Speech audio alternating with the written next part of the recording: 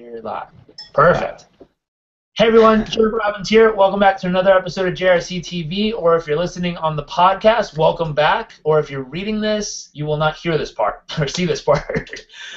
We have a very special guest this week. It's someone that I'll give you the backstory of how I found him. I was actually combing through Instagram and I saw a friend through a post up there. And let me see if I can get this up on the screen. I saw this amazing picture of someone who had done something very unique. And he, if you can see this while you're watching, he literally was in badass physical shape, and he decided to gain, I believe, 70 pounds to better understand the plight of overweight clients and what they were going through. And then, if you see the after picture, he went not only gained the weight, but then he went right back to putting himself into a place where he was absolutely shredded. And I saw that picture from a friend of mine who was over in Kuwait. And I had reposted it, and it got tons of reviews from many of you watching, and thank you for the comments and the questions you have. I'll ask some of those too during the interview. And then what had happened was a cousin of mine said, hey, I listened to an interview with him. And so I tracked him down. His name's Drew. Drew, thank you for joining us. Thanks for having me on. I appreciate it. I'm glad to be here. Of course, man. We're excited to talk to you and understand a little bit how you did it, and also how it transformed not only your health, but how it took off as a business too.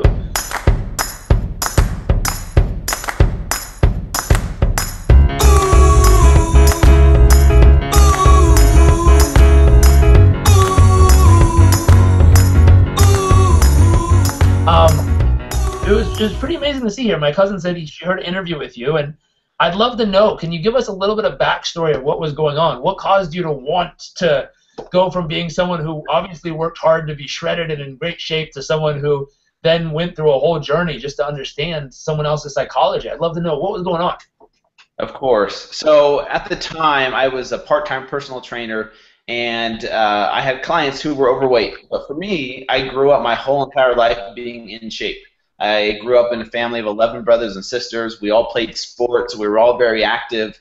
And so for me, it was never a struggle to be in shape. All you had to do was eat healthy and work out, and it was that simple. That's all you had to do. And so I had a very black and white mentality when it came to fitness. And so when I was training clients who were overweight, I would get frustrated with them when they would tell me, Drew, I had another soda, I cheated, or I didn't get to the gym this week.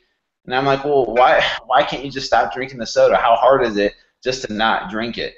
Or why don't you just go to the gym like I told you to? It's not that hard. And so there was this disconnect between me and them where I would get frustrated, and then they would look at me and say, well, you know what, Drew, you don't understand how hard it is because you've always been in shape and it's easy for you. And I kind of took that to heart. I'm like, you know what, you're right. I don't understand why it's so hard. And so I felt like I needed to learn some lessons as a trainer. And so I was just thinking of ideas, and for whatever reason, getting fat on purpose clicked in my mind and made sense, and I felt like it was something that I needed to do. So of course I asked close friends and family and my wife, like, hey, are you cool with me doing this? And a lot of the feedback was positive, even though they thought it was crazy. They thought I should do it, and so I felt like it was the right thing for me at the time because I felt like I needed to gain a better understanding of where my clients were coming from so that I could relate to them and they could relate to me. That's amazing. And grew up in, they call that understanding your client's model of the world. There's lots of personal development coaches and people who help people with mindset listening. And so understanding the person you're trying to help model the world, what they're really going through and the filters in which they use to see the world, which you did an amazing job of. I'm curious. I believe that everyone in life can be a warning or an example of what to do or what not to do. For those of us who are looking for how to gain massive amounts of weight quickly, the unhealthy way, how did you do it? Just like anything else, it was actually pretty simple. All you had to do was stop exercising and eat a lot of highly processed carbohydrates, which are abundant here in America. So basically what I did for 6 months is I skipped exercise completely, which is actually, believe it or not, was kind of hard for me at first because I was so obsessed with exercising.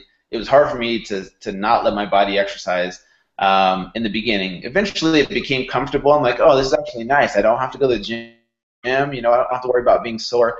But anyways, and then of course, what I want to do, instead of focus on what Morgan Spurlock focused on with fast food, I wanted to focus on everyday, typical American foods that we don't think are that bad for us. So I a diet full of white bread, white pasta, juices, granola bars, chips, cookies, crackers, soda, sugary cereal, anything that's convenient, very cheap, and that tastes good. So those are the foods that I was eating at the grocery store, and a lot of people could relate to that because that's what a lot of people here in America grew up on and continue to eat, and they think it's not that unhealthy for them because they'll see little labeling on the foods that say, you know, fortified with vitamin A and vitamin D or low fat or non-fat or, you know, those kinds of labeling. They think, whoa, this is, you know, it's got vitamins in it, so it's healthy.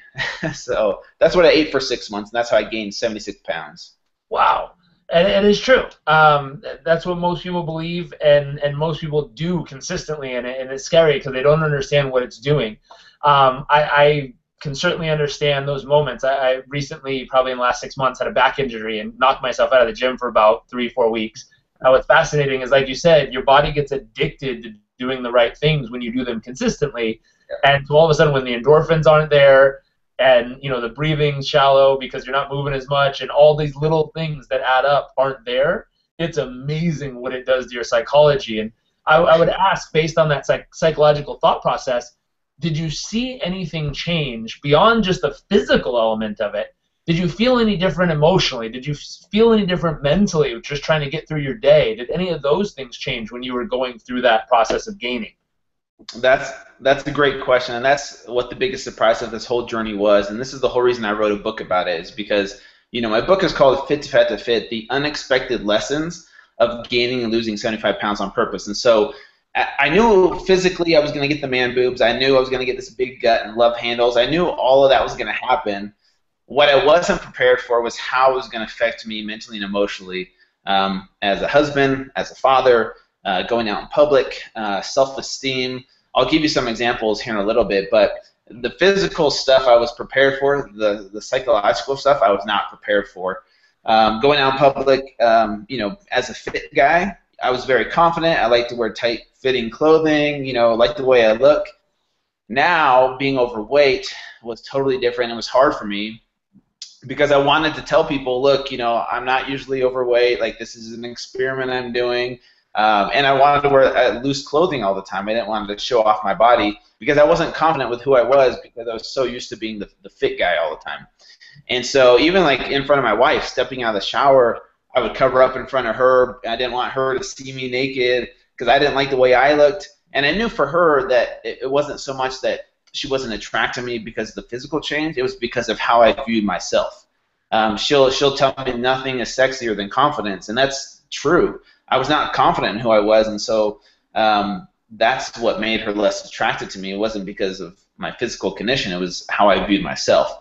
Going out in public, I can't really say people were mean to me or did things like that to me, but you do feel the judgment. People look at you differently. At the grocery store, for example, I have a grocery cart full of cookies and crackers and cereal and soda and all the good stuff.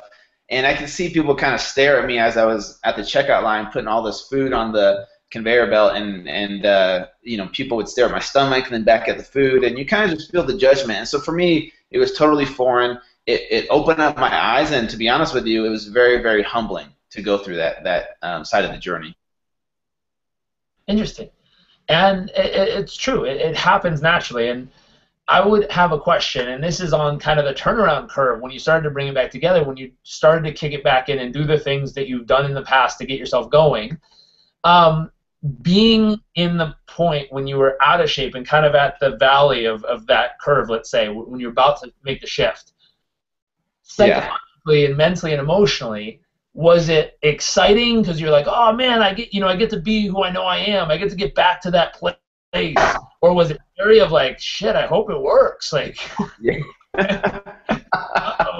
That's a good question. What happened in that curve? What happened in that moment for you? At that point in time, I see where my clients were coming from, where they felt stuck in that place because it was a very comfortable place, eating that kind of food, not having to exercise. I can see why people become very comfortable in that situation, because to change all that and to be healthy is a lot of hard work, both physically and mentally, and it was good for me to see it from that perspective, whereas before, I was always in shape, and so I never saw it from that perspective. For me, I was like, well, it's so easy. Why is it so hard for you? And so for me, I kind of saw it from my client's perspective, which was the whole purpose of my journey, right?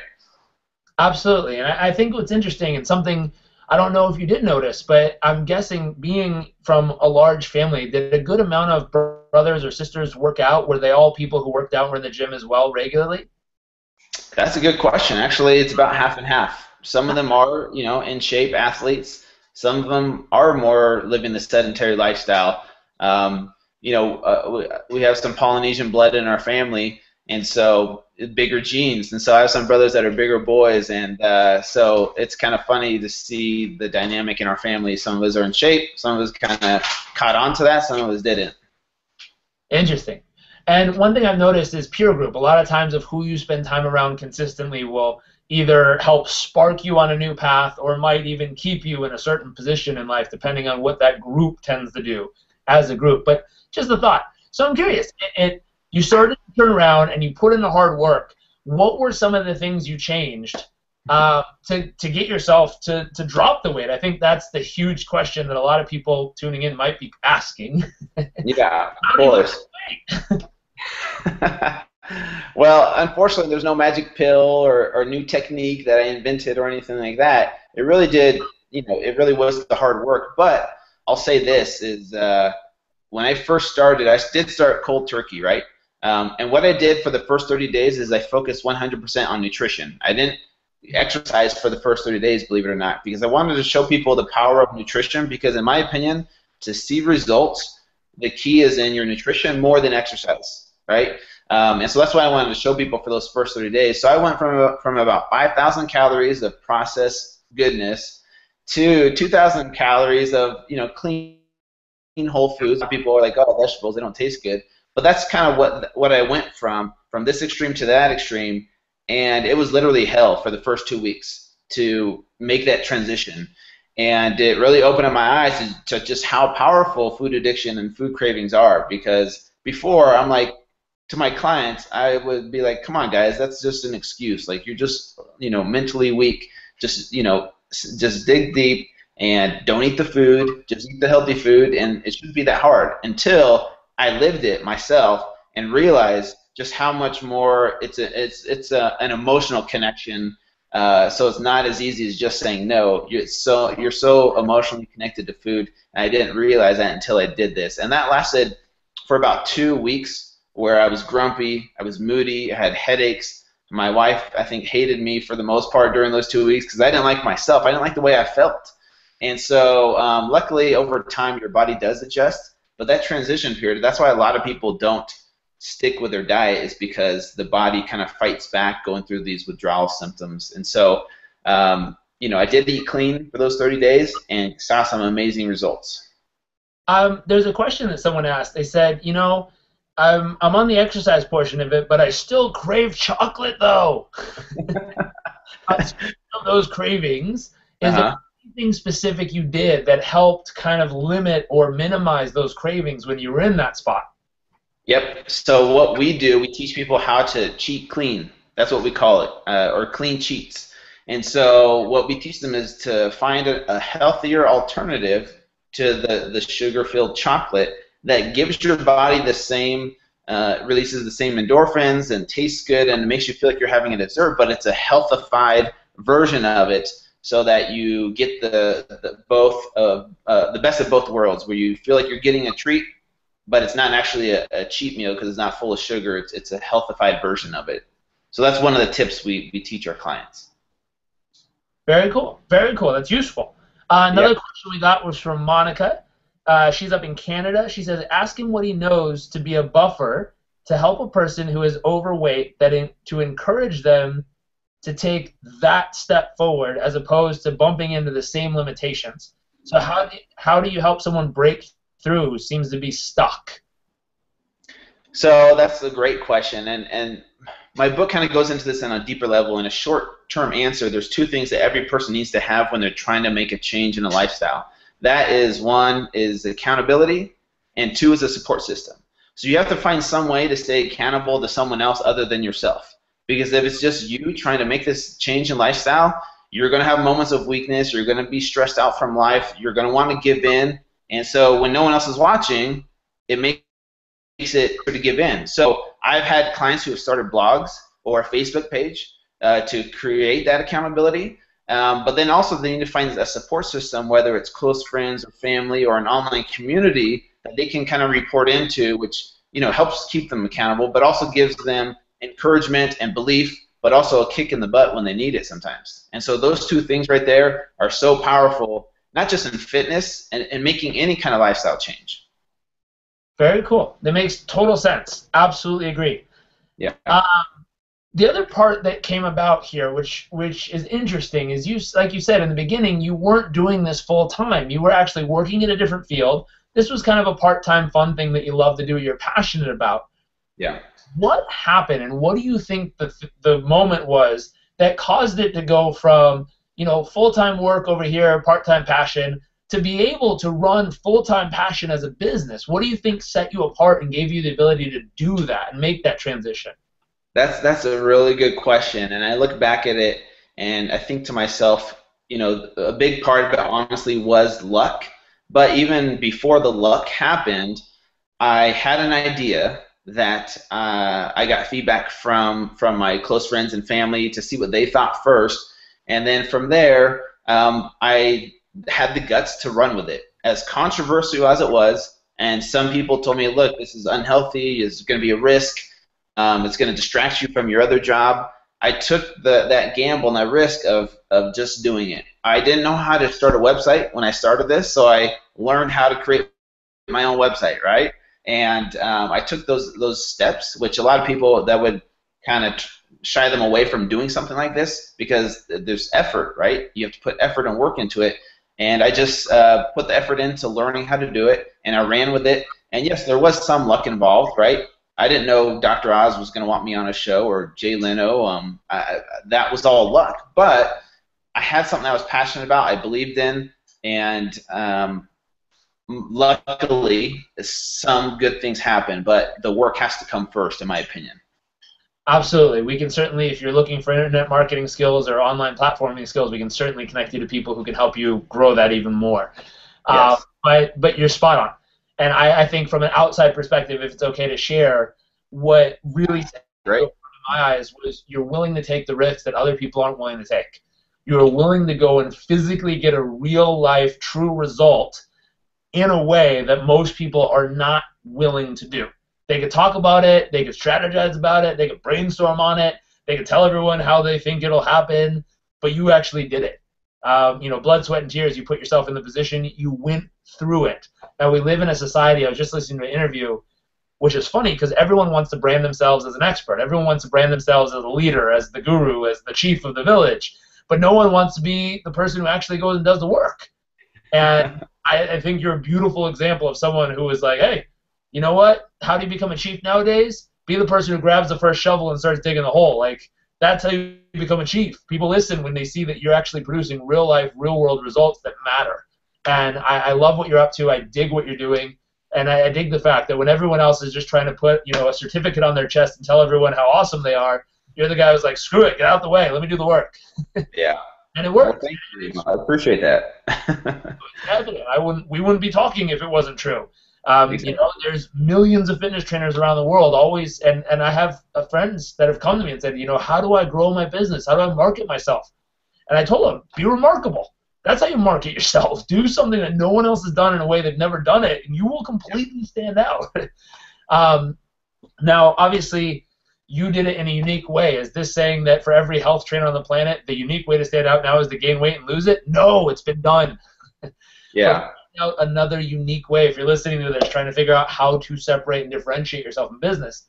Another beautiful thing you did that was really, really amazing that I saw was your ability to process and kind of track what you went through, and your ability to go with it and see what happens and hit the unexpectedness, but more importantly, not just go through it yourself and go, wow, I didn't see that coming, but to go through it and keep track of what uniquely happened to you. To be able to wrap that into a book and use it as somewhat of a guide to hand to someone else is a beautiful asset that most people nowadays don't take time do. They don't track what they're doing. They don't measure their metrics. They don't pay attention to the distinct differences that lets them stand apart from others. And you've done that, which is amazing.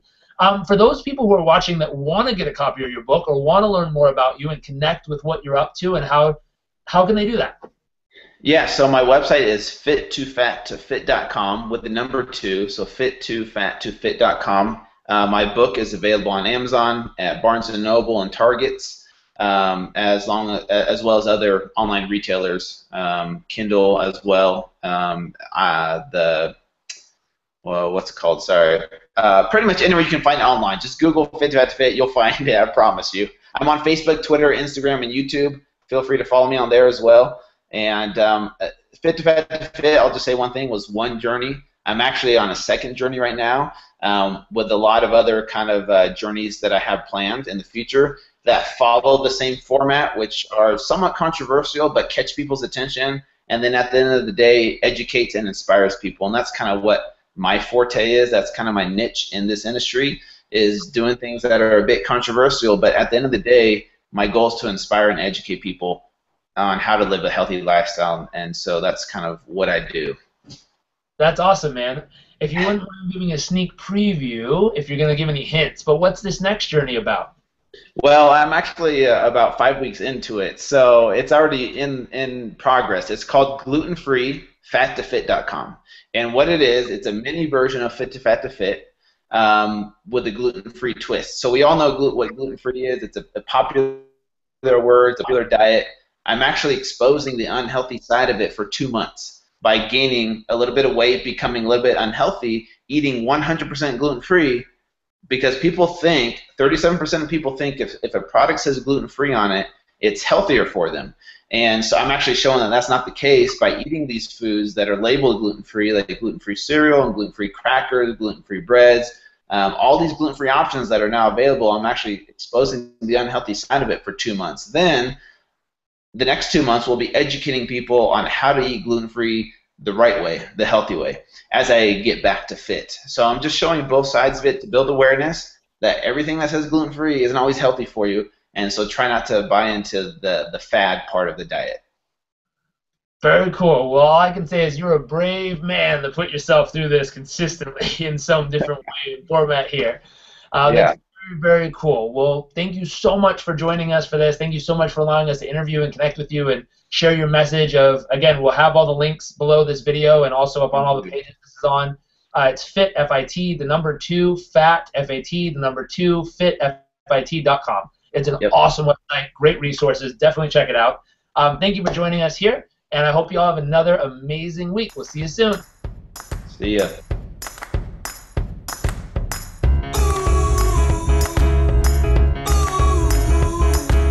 Thanks for watching. Please subscribe for awesome videos each and every week.